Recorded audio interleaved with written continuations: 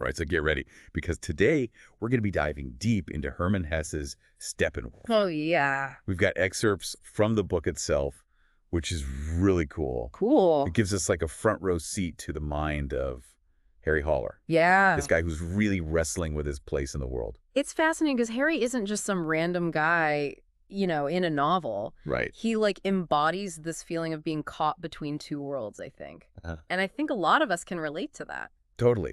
Yeah. On the surface, Harry's this intellectual, but he feels so alienated from everything mainstream. Yeah. It's like he's viewing it all from the outside. Yeah. He even calls himself a Steppenwolf. Right. Which is a creature that's torn between these wild instincts and his more refined human side. And that metaphor is so powerful. Yeah. You've got the wolf representing this primal, untamed part of him, and then clashing with all the expectations of society, right, which wants everybody to fit in these neat little boxes. Totally. And he's yearning for connection. Yeah.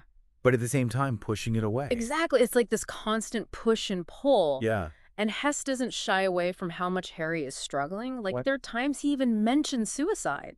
Yeah. You really see this rawness to his unhappiness. Totally. He's got this rage against this toneless, flat, normal, and sterile life. And I think we've all felt that at some point. Oh, yeah, for sure. That sense of being trapped in a life that feels meaningless. Absolutely. But then there's this image that keeps popping up. Yeah. Of an Ericaria plant. Oh, yeah. It seems so random at first. It does, doesn't it? But I feel like it has to mean something. Oh, it definitely does. It's not random at all. Okay. That Ericaria, this tall, kind of elegant houseplant, it becomes this symbol of the bourgeois world, the world that Harry rejects, the one he finds so suffocating. But at the same time, it also has this strange allure for him. Oh, interesting. With its orderliness and cleanliness. Yeah, that's a good point. It's like, even the things we push away can still have a hold on us. Exactly. We're not as straightforward as we think we are. It's a perfect example of the conflict within Harry himself. Right. Then there's Hermione. Oh, yeah. Who just bursts onto the scene. She is such a force. And shakes things up for Harry big time. She's bold and playful. Yeah, and she's got this almost governess-like way about her. Right. She's not going to let Harry wallow in his misery. Yeah, she seems to really get him on a deeper level. Oh, she does. Than anyone else. Yeah. She recognizes that he needs to be pushed out of his isolation. She's challenging him to actually, embrace the pleasures of life. Yeah, not just think about them. Right, exactly. When she tells him, obeying is like eating and drinking. Oh, yeah. There's nothing like it if you've been without it for too long. That line is so key. It kind of hints at this idea that real freedom might actually come from surrendering to something outside of ourselves. Interesting. It's a bit of a paradox. It is. But I think there's truth to it. A lot of truth. And then you've got the whole concept of the magic theater. Right. It feels like it's straight out of a dream. Yeah. This surreal, otherworldly space that promises an escape from reality. The magic theater is where things get really interesting. It's like a physical manifestation of Harry's subconscious. Oh. This realm where he can explore the hidden parts of himself. Yeah. Without the constraints of the outside world. Without all those rules. Exactly. And he's got Pablo with him, guiding him through it. Yes. Pablo, this enigmatic musician. Yeah. At first, he seems like he's all about pleasure and entertainment. Right. But there's more to him than meets the eye. Yeah. What do you think's going on with him? Well, he picks up on Harry's unhappiness right away. Oh, really? He tells Hermione, Harry needs to be treated very nicely because he's so very unhappy. So it's Pablo can see right through Harry's facade. Right, he's got this hidden depth to him. Yeah. This wisdom that lies beneath that carefree exterior. It's a great example of how appearances can be deceiving. Totally. And sometimes the people we least expect can offer the most profound insights.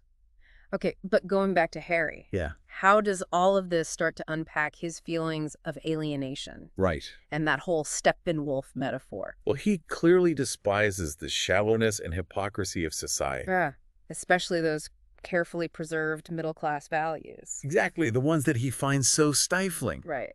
But then there's that whole thing with the Ericaria plant, which represents that world so perfectly. Right. It's like he can't completely escape it. So is the Wolfman duality too simplistic then? It's a powerful metaphor. Yeah. But it might be a little bit of an oversimplification of what's really going on with Harry. Right. Remember, Hesse was really interested in this idea. Yeah. That each person contains multitudes, not just two opposing forces battling it out. And the book even calls Harry out on that. It does. There's a line that says, he assigns we fear whole provinces of his soul to the man. Right. Which are a long way from being human. And parts of his being to the wolf that long ago have left the wolf behind. Wow. It's like Hesse is reminding us that these categories are never really clean cut. Exactly. We're all way more complex than that. Yeah, we are. So if the simple Steppenwolf metaphor isn't enough, right, what are we left with? We're left with a man who's deeply alienated, desperately searching for meaning and connection. Right. But he can't quite reconcile all the contradictions within himself. Yeah, and he feels trapped in a world that just doesn't get him. He sees himself as this lone wolf, right, unable to find any sense of belonging. Totally. He even says he can't find home, nor joy, nor nourishment. Oh, wow. In a world that feels strange and incomprehensible to him. It's heartbreaking, but I think a lot of people can relate to that feeling. I think so, too. You know, that feeling of being adrift, searching for something you can't quite name. But there's a glimmer of hope in all of this. Oh. His encounters with Hermann. Yeah. And the Magic Theater. Yeah. Suggest that transformation is possible. It's like these experiences are cracking open his world, giving him a glimpse of something beyond his isolation. Her mind especially seems to be a catalyst for change in his life. She does. But it's interesting that she's not just this wise guy. Right. She has her own struggles, too. Oh, absolutely. Hermione is just as much an outsider as Harry is. Yeah. She calls both herself and Harry children of the devil. Wow. Acknowledging that rebellious streak they both share. And their bond is so unique. It is. It's described as a brother-sister connection. Yeah. But there's clearly more to it than that. Right. They get each other's pain in a way that nobody else seems to. And they both seem to find humor in life's absurdity. Which is pretty essential, let's be honest. Oh, it's crucial. Yeah. But it's Hermione who really pushes Harry towards experiencing life more fully. She does. You're encouraging him to dance and to laugh and to engage with the world. Yeah, on a sensual level. Like when she insists on teaching him to dance. Yeah. It's like she's trying to awaken a part of him that's been dormant for so long. It's all about breaking down those walls he's built around himself. Totally. And then Maria enters the picture. Oh, yes. And she represents a whole new world for Harry. She does. One full of sensual pleasure and uninhibited expression. It's important to notice the contrast there. Okay. Between Harry's intellectual pursuits and his passionate affair with Maria. Okay. It really shows the range of human experience. Right. And the different ways we search for meaning and connection.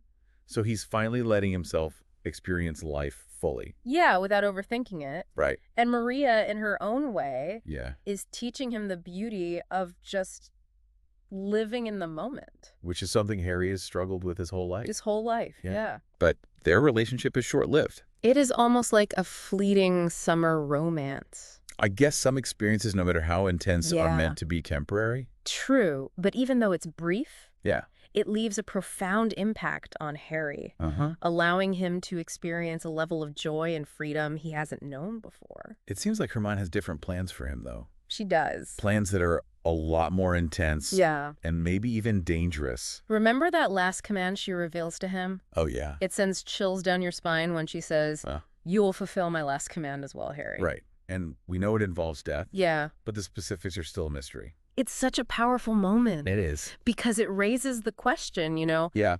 Is her mind manipulating Harry? Right. Or is she offering him some kind of twisted liberation? It's a question that's going to linger with Harry throughout the rest of the book. Absolutely. And it leads to this really shocking and unforgettable climax. It does, and it's a question that we'll explore further as we delve deeper into Steppenwolf in the next part of our deep dive. Sounds good. I can't wait. So it's like Hermione is kind of orchestrating all of Harry's experiences, pushing him towards this confrontation with his own mortality, you know? Right. It's almost as if she's trying to break him down completely. Yeah. Like strip away all those intellectual defenses he hides behind. Exactly. And just make him face the rawness of existence. Precisely. And the Magic Theater becomes like the stage for this whole psychological dismantling. Right. It's where Harry encounters all these bizarre and symbolic experiences that challenge his whole perception of reality. Like that inscription above the entrance. Oh, yeah. For madmen only. Pretty unsettling, right? I feel creepy. It definitely sets the tone, though. Yeah. It suggests that the Magic Theater is a place for those who dare to question everything. Right. You know, to step outside the boundaries of conventional thought. Like it's not for the faint of heart. Not at all. And then there's that whole thing with Harry having to leave his personality in the cloakroom. Oh, yeah. What do you make of that? I don't know. It's weird. It's such a brilliant symbol of the ego being shed, you know? It's like by leaving his personality behind, Harry is able to have a more authentic experience, like a more uninhibited experience. Uninhibited. It's a realm where the usual rules no longer apply. So it's kind of like he's entering a psychedelic trip. You're getting it. Where the boundaries between himself and the world just dissolve. Exactly. And each of those doors within the theater represents different aspects of Harry's psyche. Whoa. All those hidden desires and fears bubbling beneath the surface. So what are some of the doors? Well, you've got the instruction in the Indian arts of love, transformation into any animal or plant you please. Whoa. Even a door for delightful suicide. Like a carnival of the subconscious. It is. It's a lot to take in. Even just reading about it. But it speaks to the infinite possibilities within each individual, doesn't it? Right. The Magic Theater is this space where anything is possible. Yeah. Where you can confront your deepest desires and fears. But some of those experiences are pretty disturbing. Oh, yeah, for sure. Like that one where he sees the wolf being tamed. And then the whole thing reverses and the man becomes the beast. That scene is so crucial. Yeah. Because it highlights the duality within Harry.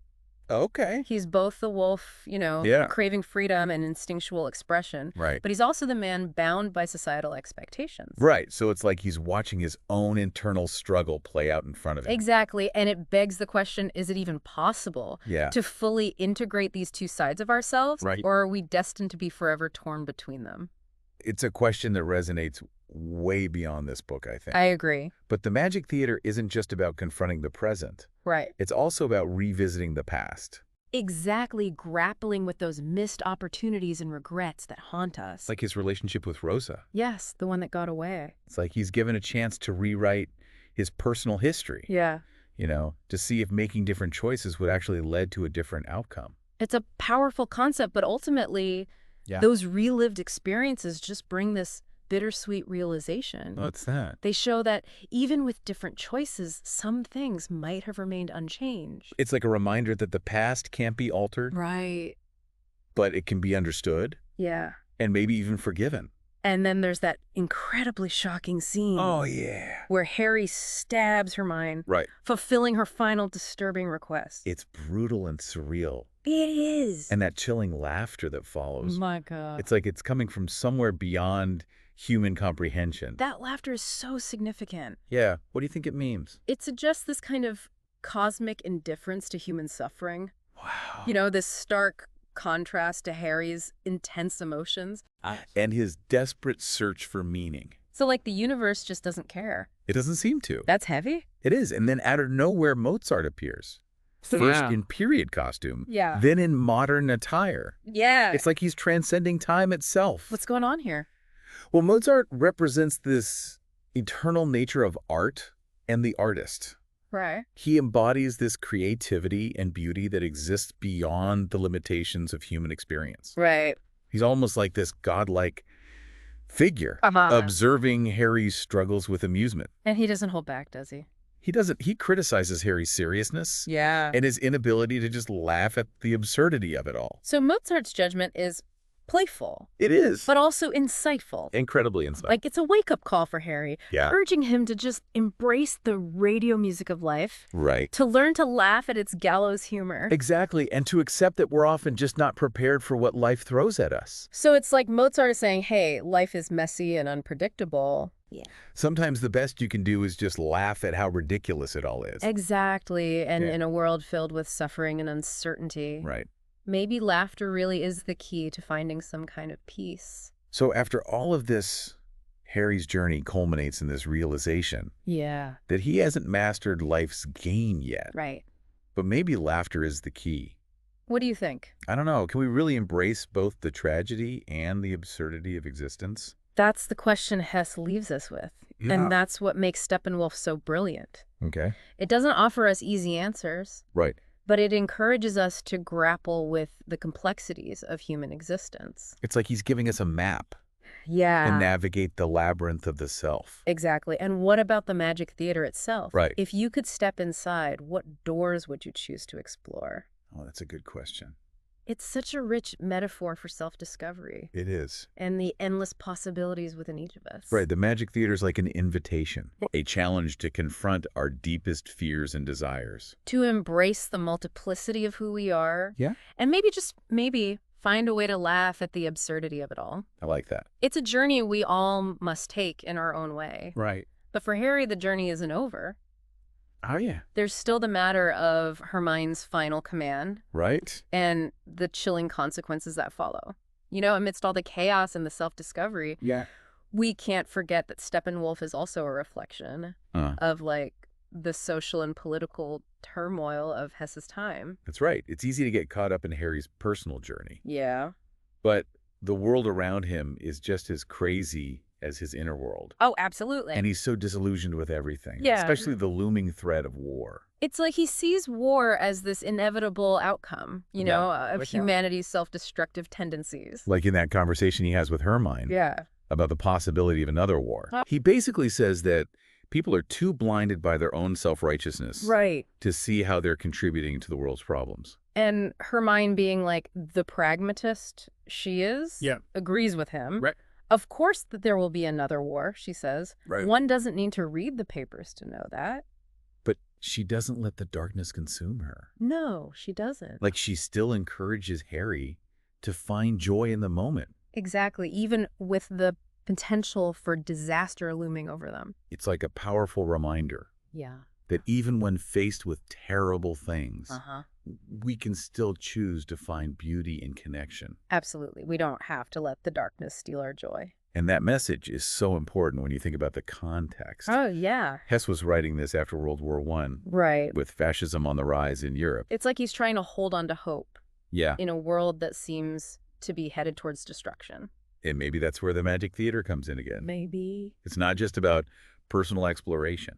It's also a refuge from the harsh realities of the world. A place to escape. Yeah, and then there's that crazy scene. Oh, yeah. Where Harry and Pablo go on a shooting spree. I know. Taking aim at all these fancy cars. Right. And their wealthy occupants. It's pretty unsettling. It is. There's so much anger and violence there. Yeah, almost like a lashing out, you know? Yeah. Against the excesses and inequalities of society. It's kind of scary to think about. It is. Like it feels like a warning sign. But remember, this is all happening within the context of the Magic Theater. Right. So this violence is symbolic. Yeah. It's a way for Harry to release his rage and confront those darker impulses within himself. So after this whirlwind of a journey, what are we left with?